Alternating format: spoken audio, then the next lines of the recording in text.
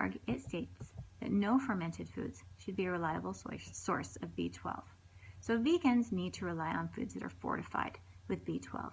They might include non-dairy milks, meat substitutes, breakfast cereals, and nutritional yeasts.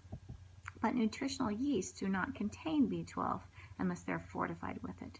There is at least one vegan form of a nutritional yeast that is fortified with B12 that's currently on the market. It's called Red Star Vegetarian Support Formula.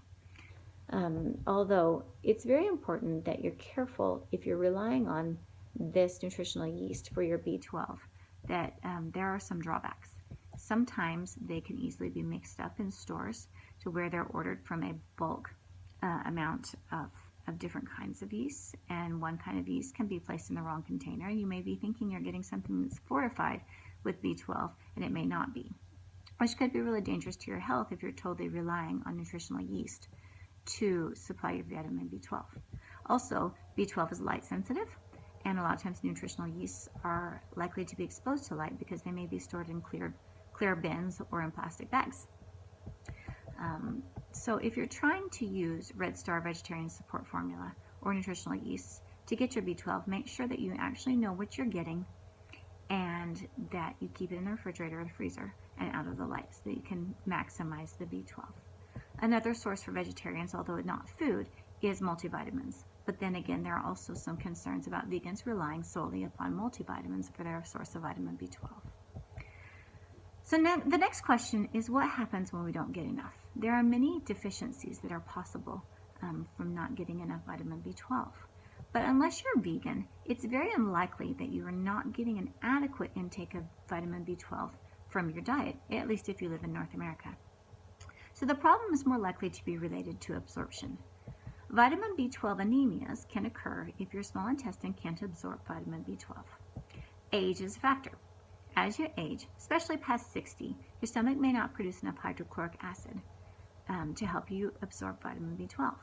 So an easy remedy there would be to get B12 in a form that bypasses the stomach and goes directly into your bloodstream.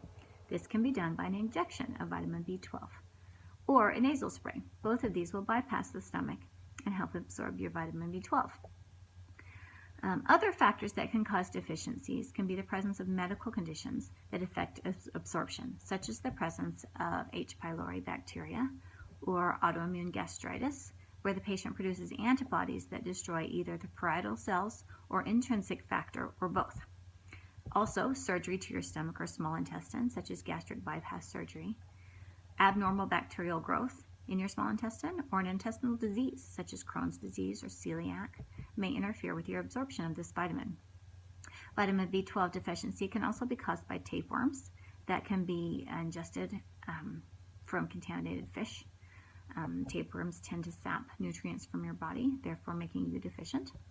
Also, certain medications, some as common as contraceptives or ibuprofen, can affect your absorption. Another very common one is the long-term use of metformin, which is used to treat diabetes.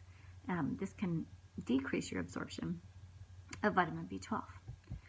However, a vitamin B12 deficiency is most often due to a lack of a substance called intrinsic factor, which we mentioned just a second ago. Intrinsic factor is a special protein that helps your intestines absorb vitamin B12. This protein is released by the cells in the stomach. When the stomach does not make enough intrinsic factor, the intestine cannot properly absorb vitamin B12. Without intrinsic factor, vitamin B12 cannot be absorbed and leaves your body as waste. Lack of intrinsic factor may be due to an autoimmune reaction in which your immune system mistakenly attacks the cells that produce it. Vitamin B12 deficiency anemia that is caused by a lack of intrinsic factor is called pernicious anemia. The Mayo Clinic gives us some symptoms of pernicious anemia. Some people may not have symptoms at all, or some symptoms may be mild, but they can include a desire to eat ice or other non-food things, which is called pica. You may have diarrhea or constipation, fatigue, lack of energy, lightheadedness when they stand up or upon exertion, loss of appetite, pale skin, problems concentrating, shortness of breath, red, swollen gums or bleeding gums. Other symptoms of deficiencies, although maybe not pernicious anemia, But if you have low levels of vitamin B12 for a long time, you can damage your nervous system. And those symptoms can include confusion, depression, loss of balance, numbness, and tingling in the hands and feet. And these can often be misdiagnosed as dementia or Alzheimer's. Other problems caused by deficiencies are macrocytic anemia and elevated plasma homocysteine concentrations. Toxicities. Sometimes we may think that if it's so important, especially if it can cause such strong symptoms, that we should just take more of it. But although there's been no toxic or adverse effects that have been associated with large intakes of vitamin B12 from food or supplements in healthy people, so there is no UL listed as of right now. But doses as high as 2 milligrams, which is 2,000 micrograms daily by mouth, or 1 milligram monthly by intramuscular injections have been used to treat pernicious anemia without significant side effects. When high doses of vitamin B12 are given orally, only a small percentage can actually be absorbed, which may explain the low level of toxicity. Because of the low toxicity of vitamin B12, no tolerable upper limit level has been set by the U.S. Food and Nutrition Board, and that comes also from Oregon State University. Now, in the news, a lot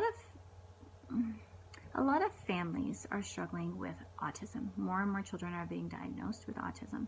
There's no known cause for autism, and I found in the news from Science Daily a headline which stated, "Too much folate in pregnant women increases risk for autism, study suggests." Now, folate isn't vitamin B12, but where there's folate, there's also vitamin B12. And the article states that the researchers found that if a new mother has a very high level of folate right after giving birth, more than 4 times what is considered adequate, the risk that her child will develop an autism spectrum disorder doubles.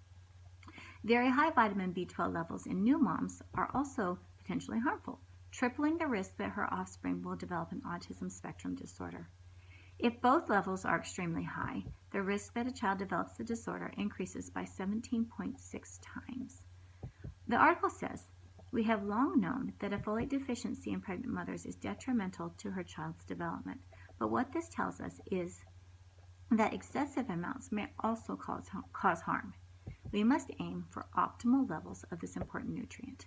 This includes vitamin B12. And so although there's no UL for vitamin B12, just from this study, it may suggest that just because there's not one listed doesn't mean that harm can't be done with excessive intakes of B12. So in conclusion, I have learned that it's really important not to ignore symptoms, and in some cases, the answer may be something as simple as a common vitamin deficiency. I know for me personally, I have several of those symptoms, and I'm only 40. So next time I go to the doctor, I would like to get my blood levels checked just to know for sure. It's important to check out all your options when trying to identify the cause of a problem. And just because you need a vitamin doesn't mean the best practice is to supplement in large doses. A better idea is to know your levels and to consult with a healthcare professional about supplementation that will be most effective while trying to get the most of your vitamin out of the most